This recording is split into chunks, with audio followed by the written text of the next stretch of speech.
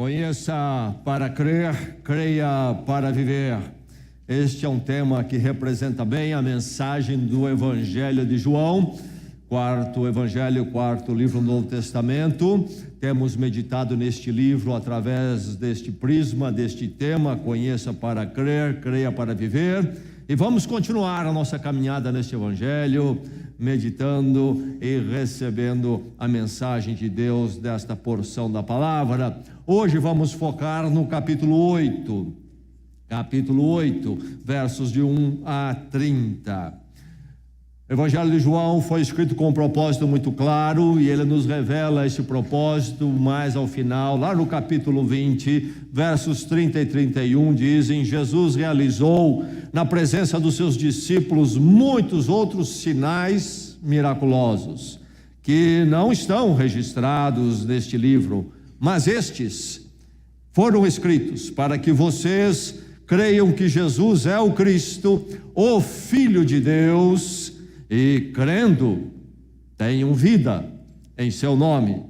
Estes que estão no livro, são 7 sinais, 7 atos miraculosos de Jesus, que são sinais, não são um fim em si mesmos. Estes foram escritos para que vocês creiam, isto é, são sinais que devem apontar você para Cristo, levar você a Cristo e não aos sinais. Estes foram escritos para que vocês creiam que Jesus é o Cristo, o Filho de Deus, e crendo, tenham vida em seu nome.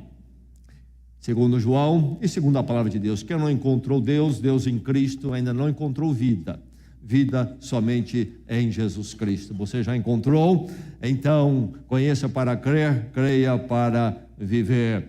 Nós vamos focar hoje no capítulo 8, versos 1 a 30, mas alguns textos no Evangelho de João nos ajudam a apreender e apreciar melhor o texto que nós vamos focar hoje. Por isso vou fazer algumas leituras de textos anteriores ao capítulo 8, recordando para você que já esteve aqui nas outras semanas, e informando você que não esteve, para que você também possa apreciar melhor e tirar melhor proveito do nosso texto nesta noite, no capítulo 8. O começo do Evangelho de João, primeiro capítulo, versos 1 a 3, o que diz o prólogo, o início, a abertura, diz o seguinte: no princípio era aquele que é a palavra, ele estava com Deus e era Deus, ele estava com Deus no princípio. Quem é ele aqui? Jesus Cristo revelado agora. Então, falando da dimensão eterna e até divina de Jesus Cristo. Mas o verso 3, continuando no capítulo 1, verso 3 diz: todas as coisas foram feitas por intermédio dele, apontando a divindade de Jesus, o Criador. Sem ele, diz mais, nada do que existe teria sido feito, nada do que existe teria sido feito. E aí o verso 4 ainda: nele estava a vida, e esta era a luz dos homens. A luz brilha, diz o verso 5, a luz brilha nas trevas, e as trevas não a derrotaram. Então, o tema aqui, luz, já é introduzido pelo escritor no primeiro capítulo, no início, e o tema luz relacionado a Jesus Cristo. No capítulo 3, depois daquele encontro de Jesus com Nicodemos, o mestre em Israel, então, ao discorrer que se dá após Jesus Cristo dizer para Nicodemos que ninguém pode ver o reino de Deus a não ser que nasça de novo, é necessário nascer de novo, diz Jesus aqui no capítulo 3. E quando chega no verso 16, há esta afirmativa: porque Deus amou o mundo tanto que deu o seu Filho unigênito, para que todo o que nele crer não pereça, mas tenha a vida eterna. Pois Deus enviou o seu Filho ao mundo não para condenar o mundo, mas para que este fosse salvo por meio dele. Quem nele crê não é condenado, mas quem não crê já está condenado, por não crer no nome do Filho unigênito de Deus. Este é o julgamento. A luz veio ao mundo, mas Os homens amaram as trevas e não a luz. Por quê? As suas obras eram más. Quem pratica o mal odeia a luz e não se aproxima da luz, temendo que as suas obras sejam manifestas. Mas quem pratica a verdade vem para a luz, para que se veja claramente que as suas obras são realizadas por intermédio de Deus. A luz, coisa tremenda. E Jesus é a luz maior. Nós vamos focar no capítulo 8 e agora vamos aprender, vamos observar o contexto do capítulo 8. O que Jesus fala no capítulo 8 tem um ambiente, uma situação. E nós vamos encontrar a colocação desse ambiente, essa situação, no capítulo 7. Eu quero recordar então o que é dito para nós no capítulo 7 sobre o local e o ambiente do capítulo 8. No capítulo 7, versos 1 a 3, narram assim: Depois disso, Jesus percorreu a Galileia, mantendo-se deliberadamente longe da Judeia, porque ali os judeus procuravam tirar-lhe a vida. Jesus tinha estado na Judeia, no sul, onde está Jerusalém, esteve em Jerusalém, realizou os sinais ali, queriam tirar-lhe a vida, voltou para a Galileia, onde está Nazaré, onde ele foi criado, voltou ao norte, para a Galileia.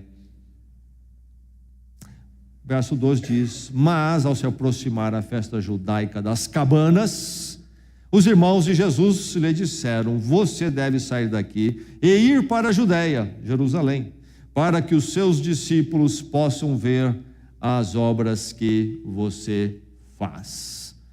Então, chega o momento dessa festa das cabanas, um grande festival judaico, e os irmãos de Jesus dizem a ele: Você deve ir para lá. Eles têm uma visão, quando diz para ele para lá, uma visão muito mundana, no sentido dele alcançar mais popularidade, né? Eles não estão pensando, eles não criam ainda, não pensavam na missão dele como o enviado de Deus, o Filho de Deus, Deus conosco, o Messias. Mas enfim, o texto revela que está para acontecer a festa das cabanas ou dos tabernáculos, das tendas, são nomes similares para esse grande festival judaico, um dos 3 grandes festivais anuais dos judeus lá naquela época. E no verso 14 diz: Quando a festa estava na metade, capítulo 7, verso 14, quando a festa estava na metade, Jesus subiu ao templo, Jerusalém, e começou a ensinar. Então ele não vai no tempo que os irmãos apontam, ele vai depois, vai já na metade da festa, e chegando na metade da festa ele vai ao templo e lá ele começa a ensinar de forma muito aberta quem ele era, sua missão e a necessidade das pessoas da obra dele. Agora vamos então ao texto, a porção da palavra de Deus, que Deus certamente preparou para a sua vida, o seu coração, o meu coração nesta noite. Então que nenhum coração aqui nesta noite se feche, fique desapercebido diante da palavra. Vamos ouvir a palavra do Senhor. A narrativa diz assim, João 8:1. Jesus, porém, foi para o Monte das Oliveiras. Ao amanhecer, ele apareceu novamente no templo, onde todo o povo se reuniu ao seu redor, e ele se assentou para ensiná-lo. Os mestres da lei e os fariseus trouxeram-lhe uma mulher surpreendida em adultério. Fizeram-na ficar em pé diante de todos e disseram a Jesus: Mestre, esta mulher foi surpreendida em ato de adultério. Na lei, Moisés nos ordena apedrejar tais mulheres. E o Senhor, que diz? Eles estavam usando essa pergunta como armadilha a fim de terem uma base para acusá-lo. Mas Jesus inclinou-se e começou a escrever no chão com o dedo. Visto que continuavam a interrogá-lo, ele se levantou e lhes disse: Se algum de vocês estiver sem pecado, seja o primeiro a atirar pedra nela. Inclinou-se novamente e continuou escrevendo no chão. Os que o ouviram foram saindo, um de cada vez, começando pelos mais velhos. Jesus ficou só, com a mulher em pé diante dele. Então Jesus pôs-se em pé e perguntou-lhe: mulher, onde estão eles? Ninguém a condenou? Ninguém, Senhor, disse ela. Declarou Jesus: eu também não a condeno. Agora vá e abandone sua vida de pecado. Falando novamente ao povo, Jesus disse: eu sou a luz do mundo. Quem me segue nunca andará em trevas, mas terá a luz da vida.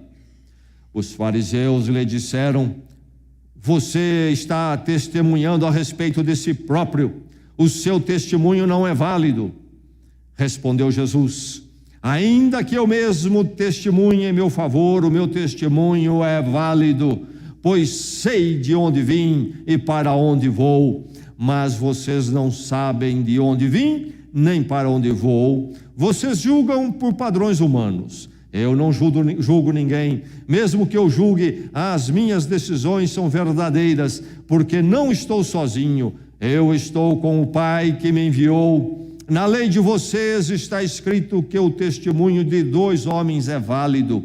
Eu testemunho acerca de mim mesmo, a minha outra testemunha é o Pai que me enviou. Então lhe perguntaram: onde está seu Pai? Respondeu Jesus: vocês não conhecem nem a mim, nem a meu Pai. Se me conhecessem, também conheceriam a meu Pai. Ele proferiu essas palavras enquanto ensinava no templo, perto do lugar onde se colocavam as ofertas. No entanto, ninguém o prendeu, porque a sua hora ainda não havia chegado.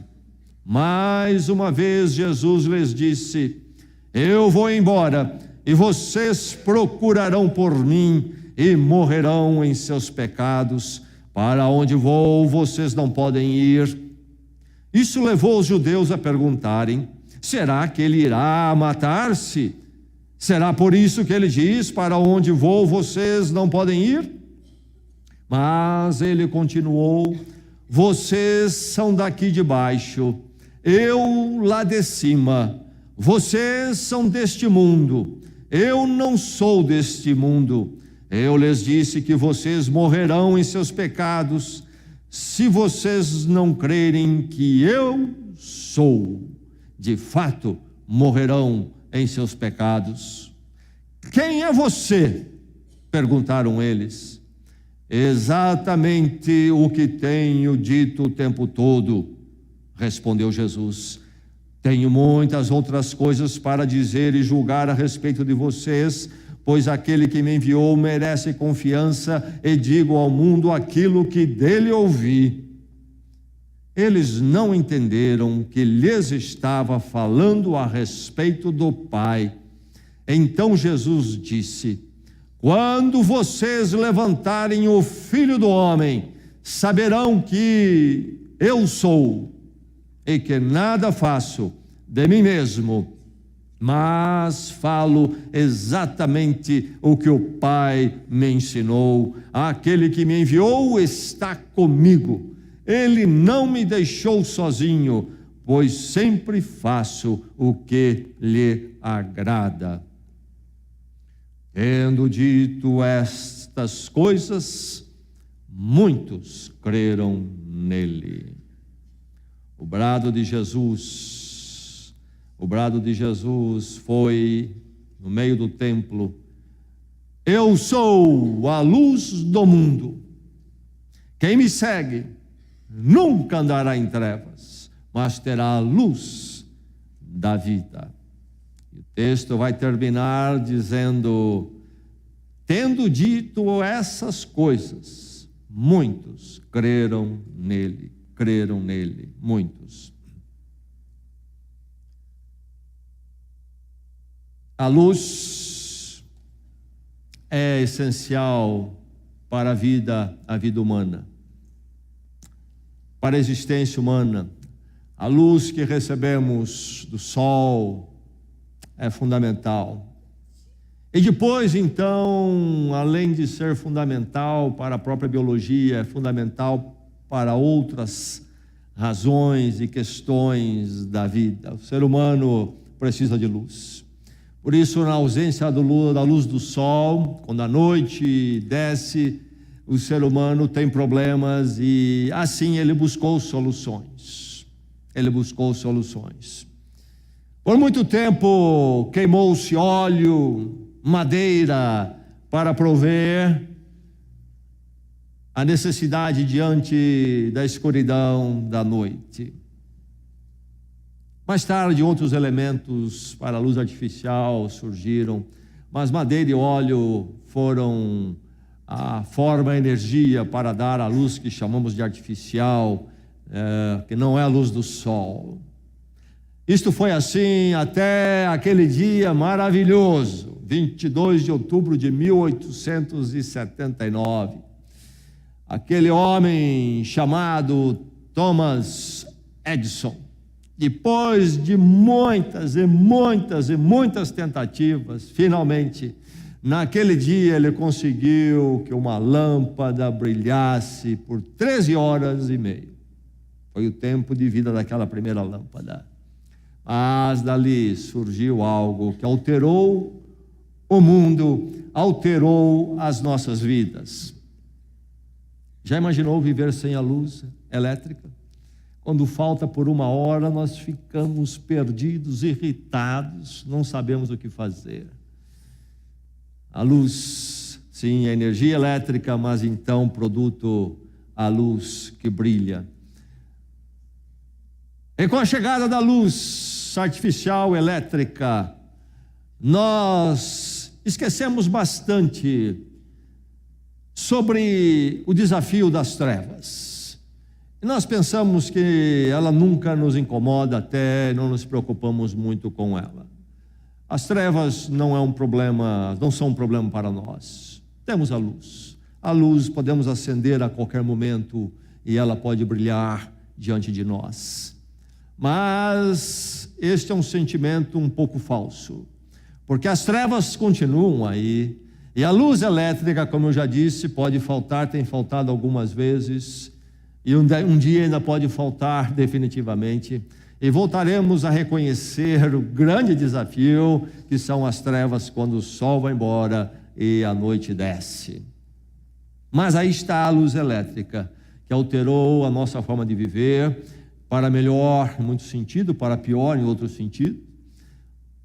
Quantos problemas o ser humano tem porque chegou esta luz, mudando o seu ritmo de vida, o seu comportamento, inclusive. Bem, a luz, primeiro com a madeira, o óleo, e agora a luz através da eletricidade, facilita a nossa vida. O ser humano tem a vida complicada se não tem a luz. Com a luz podemos fazer as coisas com mais eficiência. E com a luz, aliás, podemos fazer, porque sem ela praticamente não podemos fazer nada se as trevas são densas. Mas a luz também é vista como segurança. Por isso que logo depois que Thomas Edison inventa a luz, desenvolveu-se o projeto de iluminar-se as ruas, as vias públicas. A segurança em muitas formas, inclusive a segurança com relação ao crime. Muito do crime é evitado por causa da luz. Pelo menos foi assim, parece que nesses dias vai ficando um pouco ineficiente a luz para evitar esse crime. Tal é a ousadia da criminalidade. Mas a luz é relacionada, então, a viabilizar a nosso existir, agir, fazer e também nos dar segurança. Sabemos por onde vamos, como vamos, muda realmente o quadro, nos sentimos muito melhor quando a luz está aí. Então a luz é esta experiência humana, profunda, substancial, essencial. É assim hoje e foi no passado, foi sempre assim. E então, diante desta verdade é que Jesus vai dizer: eu sou a luz do mundo. Eu sou a luz do mundo. Não a pequena luz, mas a luz do mundo. Eu sou a luz do mundo. Grande afirmativa de Jesus Cristo. Profunda afirmativa. Se prestarmos atenção, se você prestar atenção, isto muda a sua vida, a sua forma de caminhar, a sua forma de viver, de ser. Muda completamente, muda para melhor, de forma diametral. A luz Jesus, a luz do mundo Jesus, se chegar à sua vida, se você ouvir o que ele está dizendo aqui, abençoado será a sua vida. Eu sou a luz do mundo. Caminhe pela luz então de Jesus. Caminhe pela luz de Jesus. Caminhe pela luz. Nós precisamos de luz. As trevas estão aí. As trevas são difíceis. Assim como a chegada da luz elétrica nos fez esquecer a realidade das trevas que continuam fortes e presentes, há também umas pequenas luzes que nós criamos que fazem nos esquecer das trevas maiores. Há muitos distrativos, há muitos paliativos, há muitas ilusões, há muita fuga, luzes, nos fazem esquecer das trevas. As grandes são as trevas. Quando Jesus diz, eu sou a luz do mundo, ele diz isto porque ele está afirmando e reconhecendo também que grandes são as trevas. E ele fala das trevas do Evangelho de João, nos textos que nós lemos sobre a luz. A luz, nós sempre pensamos em contraste com as trevas. Lá nas nossas classes elementares de física, nós aprendemos sobre trevas e luz. E aprendemos a definição de trevas assim. Trevas, a situação de trevas é a ausência de luz. Não é uma realidade em si mesmo. Luz é, trevas não. Por isso trevas ao nada. Trevas se referem àquilo que é terrível, vazio. E o que é este mundo se não é um mundo de trevas, daquilo que é destrutivo, daquilo que não tem um significado transcendente? A vida humana não conhece a dimensão daquela categoria, daquela expressão de João, vida eterna, não há esperança, é um correr atrás do nada, e depois então a degradação moral, a mentira, a desonestidade, a corrupção, a imoralidade em todos os sentidos, inclusive ensinada e propagada nos sistemas educacionais, muitas coisas de trevas, um ambiente humano torpe, ninguém realmente leva ninguém a sério. O ser humano nos nossos dias vale nada. Não obstante todo falar do humanismo, o ser humano ficou barato e barato demais, moralmente degradado. Um mundo sem a esperança eterna, sem a vida eterna, um mundo torpe, um mundo difícil, um mundo de dores, um mundo vazio, um mundo sem significado, mas com muitas luzes, lampadinhas daqui e dali, para distrair, para chamar a atenção, mudar o foco das trevas, como se elas não existissem, como se não estivessem à nossa volta. Por isso Jesus fala, eu sou a luz do mundo. Ele ilumina seu caminho. No mundo de trevas, onde encontrar luz? Jesus diz, eu sou a luz do mundo. Ele ilumina o seu caminho. Jesus diz, eu sou a luz do mundo, quando? Onde? Estava lá em Jerusalém, a festa das cabanas, a festa das tendas. Jesus estava lá. E o capítulo 8 é um ambiente onde continua a festa. Festa que durava 8 dias, 7 realmente de festa, 8º dia uma grande convocação de encerramento. E esta festa das cabanas era das cabanas porque o povo chegava em Jerusalém e habitavam em qualquer tipo de tenda que eles construíam, em todo espaço possível em Jerusalém. Para lembrar o quê? Lembrar o êxodo, a saída do Egito, 15 séculos antes, mais ou menos, antes de Cristo. Foram libertados lá da escravidão no Egito e como povo saíram para uma longa peregrinação de décadas, até que chegaram à terra que Deus havia prometido para eles. Mas durante aquela peregrinação no deserto, foram nômades, acampavam, grande acampamento, alguns milhões, poucos milhões de pessoas, acampavam em tendas, mas naquela caminhada, Deus cuidou deles. E esta festa da tenda era para recordar o cuidado de Deus. E havia ali algumas cerimônias, como aquela das águas, e já pensamos nela. No capítulo 7, nós vemos lá Jesus então falando sobre a água da vida, e porque havia o cerimonial das águas, quando buscavam no poço Betesda e traziam para o altar, lembrando da provisão de Deus, a água inclusive que jorrou no deserto para eles pela intervenção de Deus, enfim, a água que falava da graça de Deus, da misericórdia de Deus pelo seu povo. Mas havia também na festa das cabanas o festival das luzes. Lá à noite, 4 candelabros. Neste lugar onde se colocavam as ofertas, que era chamada corte das mulheres, ou pátio das mulheres. Quando se fala em templo, o templo de Jerusalém, o templo do Velho Testamento, não é exatamente o que nós pensamos quando pensamos em templo. Pensamos num grande prédio sempre. Sim, havia um prédio ali, bonito, imponente, mas que não era tão grande.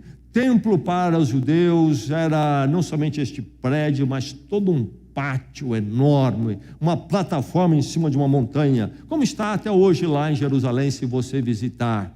As ruínas estão lá. Um grande platô em cima de uma montanha, o Monte Sião. E esse grande platô, essa grande plataforma, era dividido em pátios.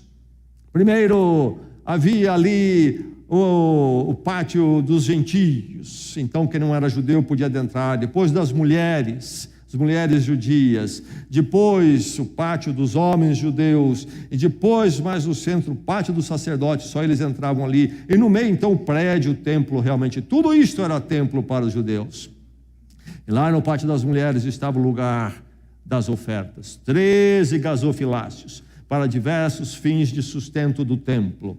E então se colocava oferta. Lugar de grande movimento. E onde se usava o local que se usava para ensinar publicamente. E Jesus Cristo está ali. E neste texto nós temos ele voltando ao templo. A passagem fala da experiência quando trazem, a situação quando trazem aquela mulher apanhada em adultério para ele. Entende-se que talvez essa experiência pode não ter acontecido naqueles dias, mas o redator colocou aqui, porque faz todo sentido e ilustra bem, esse ato de Jesus ilustra bem a questão aqui, complementa este sermão, deste capítulo de João. Enfim, Jesus está ali naquele lugar de grande movimento, lugar de ensino. Ele havia voltado para o templo. Durante a festa das cabanas, quando acontecia o festival das luzes, ou então voltou logo após, quando é do contexto da festa estava presente. Mas é naquele contexto da festa das cabanas, onde acontecia o festival das luzes, é que ele diz: eu sou a luz do mundo, porque à noite, então, 4 candelabros enormes, num cerimonial impressionante, eram iluminados, naqueles dias quando não havia luz elétrica. Então, com azeite, aquelas luzes enormes eram iluminadas em cima, naquele templo, aquele pátio no topo das montanhas, e dizem que a luz era tão forte, para aqueles dias quando não havia nenhuma luz elétrica nas ruas, era tão forte para aqueles dias que até iluminava todos os pátios das casas, dos prédios em Jerusalém. Refletia alguma luz, tal era a luz naquele grande pátio, parte do templo.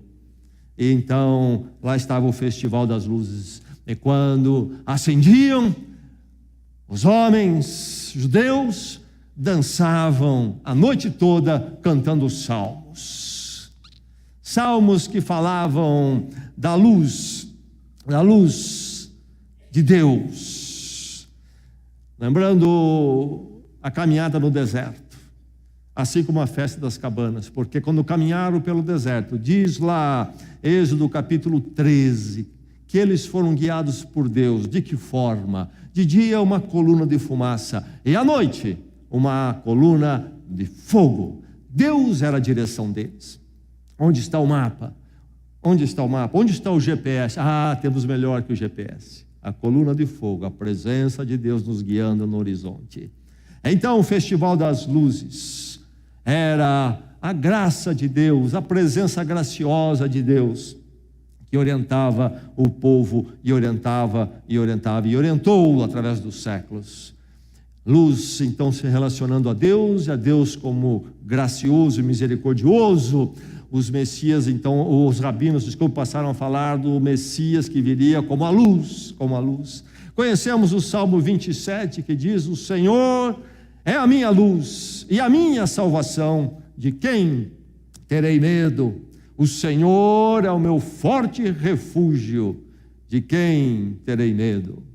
O Senhor é a minha luz, é a minha salvação. O cântico da luz, Deus como luz, mas a luz da graça e misericórdia que muda as nossas vidas, guia as nossas vidas. E aí então está esta luz. E Jesus diz que quem cresce nele teria luz, terá luz, diz o verso 12. Terá luz, luz da vida, diz ele, luz para a vida toda. Então é uma luz salvadora, que resgata, transforma a vida toda. Jesus diz: eu sou a luz do mundo. Ele ilumina o seu caminho. Esta luz abrangente, não parcial, terá vida. Encontramos vida quando encontramos a luz de Jesus Cristo. Essa luz que resgata. Morrerão em seus pecados, diz ele aos líderes judaicos ali: se vocês não encontrarem essa luz em mim, vocês morrerão em seus pecados.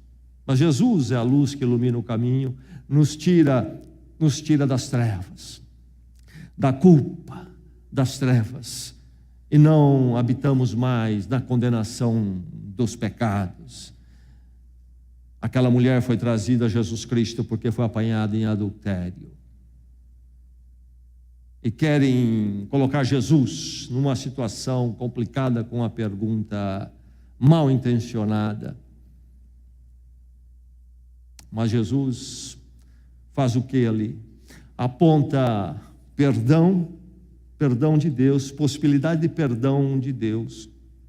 Portanto, Jesus fala à mulher sobre a possibilidade de reconciliação com Deus. Nem eu te condeno. Mas também a transformação. Jesus aponta para a transformação. Vá e não cometa mais o pecado. Luz, resgate, transformação, encontro com Deus, luz em Jesus Cristo. Eu sou a luz do mundo. Ele gera a luz divina. Como que pode ele iluminar o meu caminho assim, como iluminou o caminho daquela mulher, iluminar o seu caminho? Como pode ele? Porque ele é o gerador da luz divina. Ele não é apenas uma das luzes. A pergunta que fizeram a ele, numa hora de exasperação e até irritação: quem é você? Verso 25. Quem é você? Perderam a paciência com Jesus. Jesus diz: eu sou a luz do mundo. Eu sou a luz do mundo. Ele diz mais aqui sobre ele, mas isso é suficiente para responder à pergunta deles. Eu sou a luz do mundo. Essa luz que vocês celebram no festival aqui, lembrando de Deus como aquele que guia, provê e cuida do seu povo. Eu sou a luz do mundo. Mas note que ele diz: eu sou a luz. Há um artigo definido aqui. A luz. Ele é único, não há outro. Somente ele é a luz do mundo. Não há diversas luzes no mundo, como as abordagens humanistas para a religião quer dizer. Jesus é exclusivo. Ele é a luz. Ou você encontra a luz nele, ou você vai ficar nas trevas. Não há outra luz. Ele gera a luz divina. Quem é esse ser aqui, Jesus Cristo, que gera a luz divina? Versos 24 e 28, ele usa a expressão eu sou, sem um predicado. Eu sou. Isso nos remete ao nome de Deus no Velho Testamento. Êxodo capítulo 3, quando Deus vai ao deserto chamar Moisés para ele ser o líder que libertaria Israel do Egito, Deus se manifesta numa sarça que arde, mas não queima. Se lembra dessa história? E há um momento quando Moisés faz a pergunta a Deus: qual é o teu nome? E Deus diz: eu sou o que sou. Eu sou o nome de Deus nas escrituras sagradas. Eu sou. Ele é aquele que é autoexistente. Eu e você somos existentes, mas dependentes. Se não fosse Deus, nenhum de nós existiria. Deus é autoexistente, a existência plena, autossuficiente, a existência necessária, porque sem Ele nenhuma outra existência existiria, nem eu e você. Não é como eu e você, contingentes, podemos não existir, Ele é necessário. Ele é então a existência, eu sou, e Jesus diz para eles: eu sou. E no Evangelho de João, Jesus vai dizer de uma forma complementar: eu sou o caminho, eu sou a luz, eu sou o pão, e assim por diante. Mas aqui temos a expressão sem um predicado: eu sou, duas vezes. Como pode ele ser a luz do mundo? Quem é você? Eu sou a luz, porque eu sou. E ele diz: eu sou lá de cima, vocês aqui de baixo. Ele faz uma distinção: é Deus conosco, Deus encarnado, Jesus humano como um de nós, mas numa dada forma, porque em outra ele é totalmente distinto. Vocês são de baixo, eu sou lá de cima. Verso 23. E aí ele fala desta companhia de Deus com ele, mas uma companhia que tem uma identificação única, uma forma que não acontece comigo e com você. Não estou sozinho, diz o verso 16. Eu estou com o Pai que me enviou. Verso 29, aquele que me enviou está comigo. Afirmativas que nenhum outro ser humano pode fazer na dimensão que Jesus está fazendo aqui. Ele gera a luz divina, porque Ele é a presença divina entre nós. E Ele faz essa revelação íntima: se me conhecessem, porque eles perguntaram, mostra seu Pai para nós. Se me conhecessem, também conheceriam meu Pai. Você percebe o que Ele está fazendo aqui? Ou o que Ele está revelando aqui a nós sobre Ele? Se me conhecessem, conheceriam o meu Pai. Conhecer a Jesus é conhecer Deus. É simplesmente isso que Ele está dizendo. Esta revelação desta situação íntima, esta realidade íntima, divina. E Ele fala de destino e controle que nenhum outro ser humano tem. O texto diz no verso 20 que ninguém o prendeu, porque sabemos já por textos anteriores que queriam prendê-lo, mas ninguém o prendeu. Como? Ele estava ali ensinando no templo, diz o verso 20. Por que os guardas não colocaram a mão nele? Porque a sua hora não havia chegado. Controle de Deus. O destino está no controle de Deus e Deus está no controle do destino. A hora não havia chegado. Nós estamos aqui falando de quem? Estamos ouvindo quem? Eu sou a luz do mundo, Deus conosco. Quando pedem testemunhas, Jesus é muito claro. Vocês estão com julgamento humano. Realmente é preciso duas testemunhas, mas eu não pertenço a esta realidade humana. Deus, o meu Pai mesmo, fala por mim, como tem falado e tem demonstrado nos sinais. Jesus não pertence às categorias de julgamento dos homens. Ele fala por si mesmo, pelo seu próprio testemunho e pela sua própria autoridade. A sua declaração da ex-cátedra, do ofício divino, da autoridade divina. E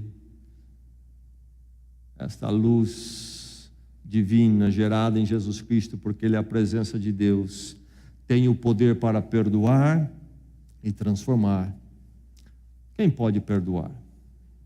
Perdoar no sentido da salvação, perdão absoluto.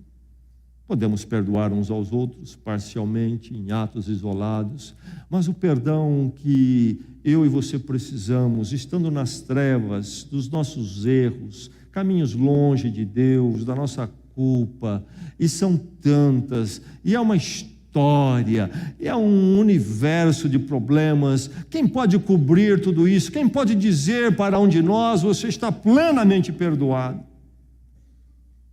Se não for Deus. Sendo então este gerador da luz divina, eu sou a luz do mundo, Ele pode perdoar, tem poder para perdoar, mas não somente poder para perdoar, mas também para transformar. Lá está aquela mulher adúltera. Também não te condeno, eu te perdoo, mas vá e não peque mais. Oferece o perdão pleno e oferece uma vida nova, diferente, segundo a vontade de Deus, no caminho da luz do Senhor. Eu sou a luz do mundo. Eu sou a luz do mundo. Você precisa caminhar pela luz de Jesus, essa luz gerada por aquele que é divino, Deus conosco, único. Ele acendeu na cruz o farol da graça. Ele levantou na cruz um farol. Que farol? O farol da graça. Ele fala sobre ir, e então começa aqueles questionamentos entre os fariseus: irá matar-se? Eu vou para um lugar que vocês não podem ir. Irá matar-se, dizem eles. Bem, eles entendem que o assunto é o assunto de morte. Eles entendem que Jesus está falando de morrer. Mas possivelmente era uma atitude jocosa.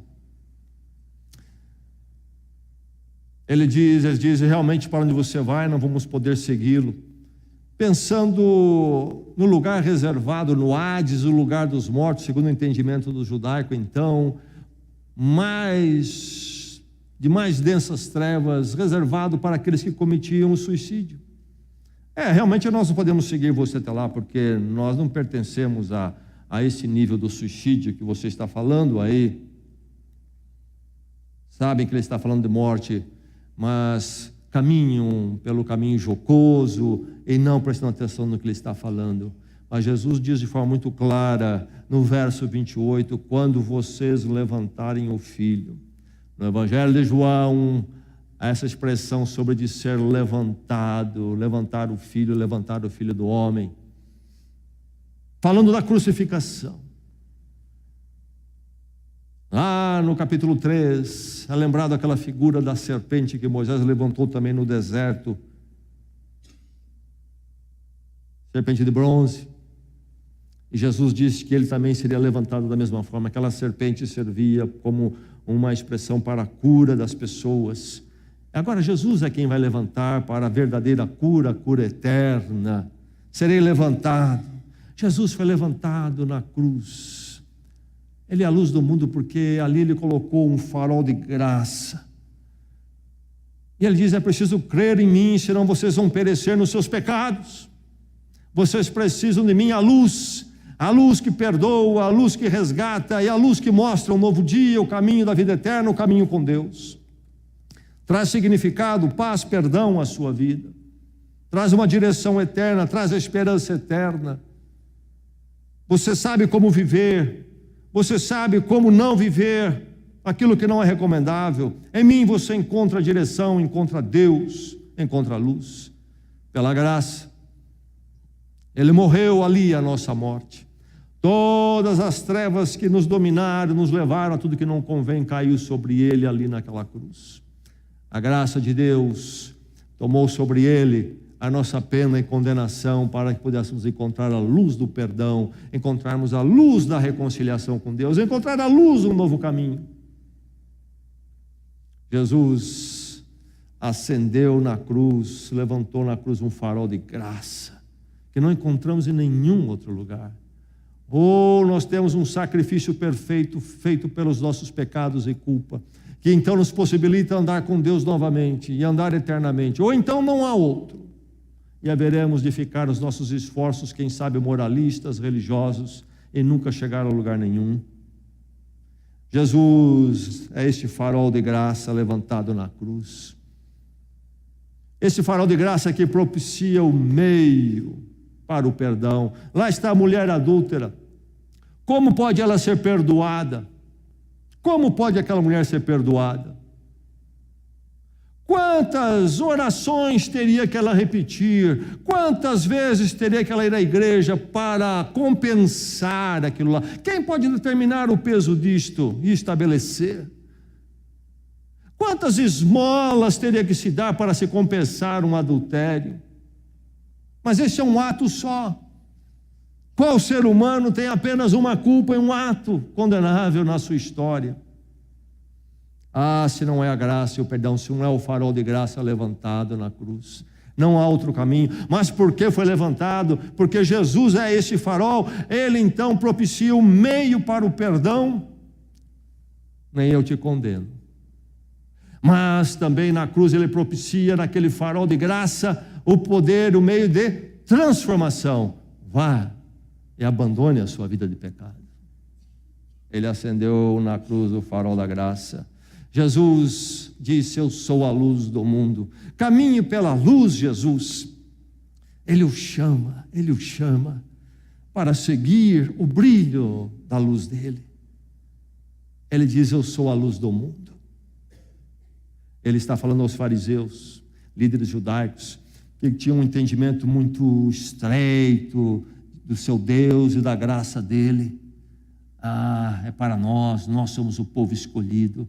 Mas Jesus não diz: eu sou a luz de Israel. Jesus não diz: eu sou a luz dos judeus. Jesus diz: eu sou a luz do mundo. Jesus está dizendo: eu sou a luz de vocês e daqueles que não pertencem ao seu povo.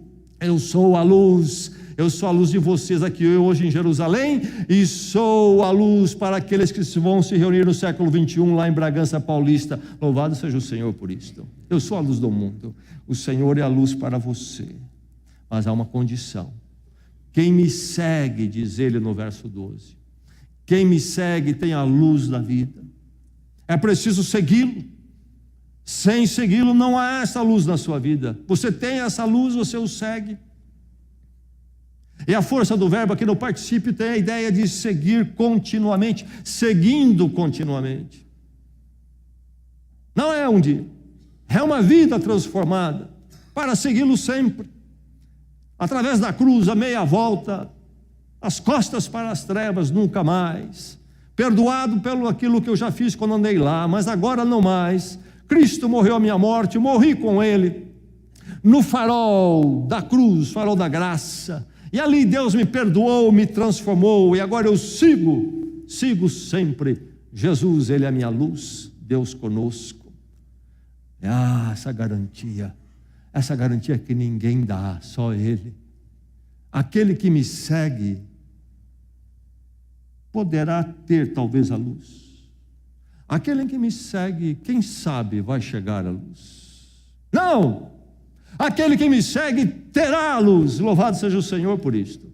Não é uma expectativa, é uma realidade cumprida nele, porque é nos méritos daquele que gera a luz divina, é o próprio Deus. É aquele que acendeu o farol da graça de uma vez por todas. Por isso é possível que eu e você, filhos das trevas, encontremos a luz para sempre, para toda a nossa vida. Terá luz, não uma luz momentânea, mas uma luz contínua, permanente, que brilhará em nossas vidas ainda daqui a 1 milhão de anos.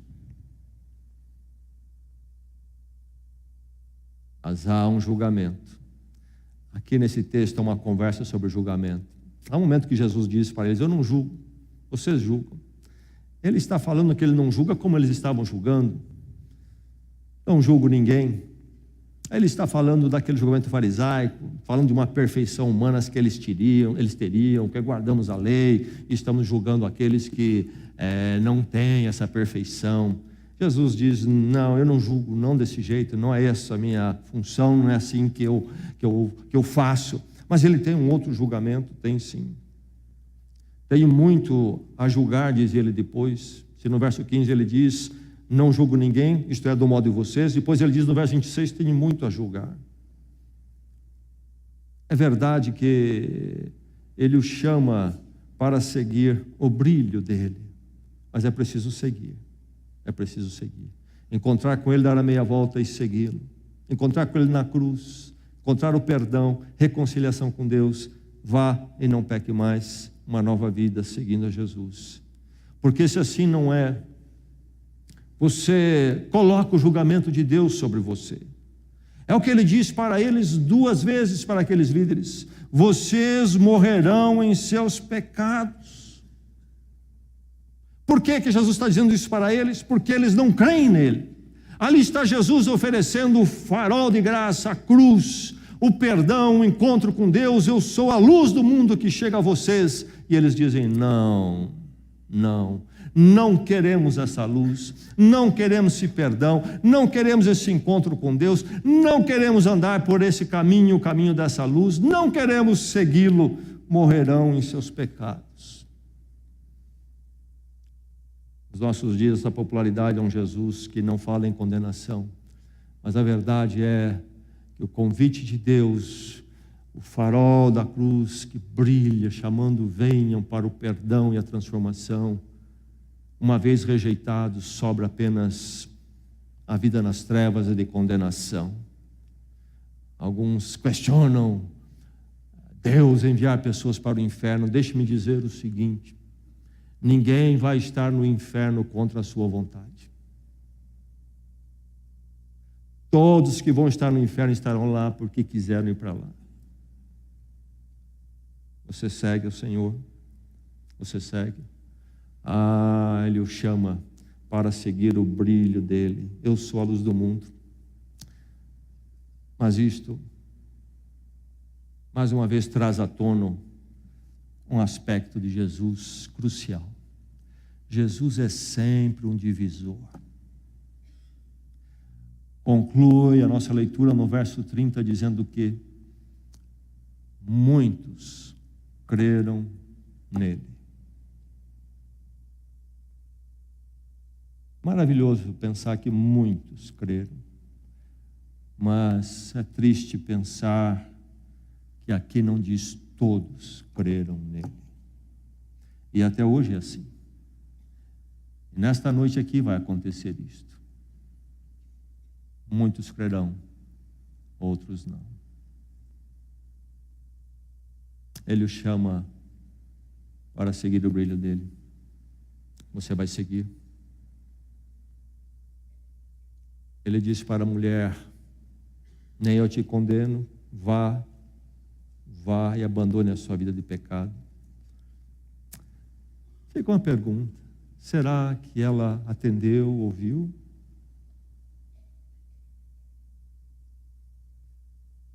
O brilho de Jesus é um brilho que você precisa buscar. Ele o chama. Isso exige uma posição diante do perdão, a luz do perdão. Isso exige uma posição diante da luz transformadora. Isso exige uma posição diante do farol de graça na cruz. Lá estava a mulher adúltera. Quero crer, pela forma que a narrativa apresenta, que aquela mulher naquele dia encontrou perdão e uma grande libertação. E muitos outros creram. Seguiram a luz. Eu sou a luz do mundo. Mas muitos, porque dos fariseus ali certamente, talvez nenhum deles seguiu Jesus. Não queremos a luz. Não queremos a luz. Eu sou a luz do mundo. Você percebe as trevas? As trevas da sua vida? Não tem trevas aqui. Sim, tem umas luzinhas aí despistando as negras trevas que estão sobre você. Qual é a sua esperança eterna? Qual é o perdão para você? Já encontrou o perdão absoluto? Você já encontrou o perdão, a paz com Deus de uma vez por todas? Então a esperança eterna com Deus, a certeza, terá luz. Nesta noite Jesus diz a você: eu sou a luz do mundo. Vem seguir-me. Quem me segue terá a luz da vida. Você já tem? Vamos orar.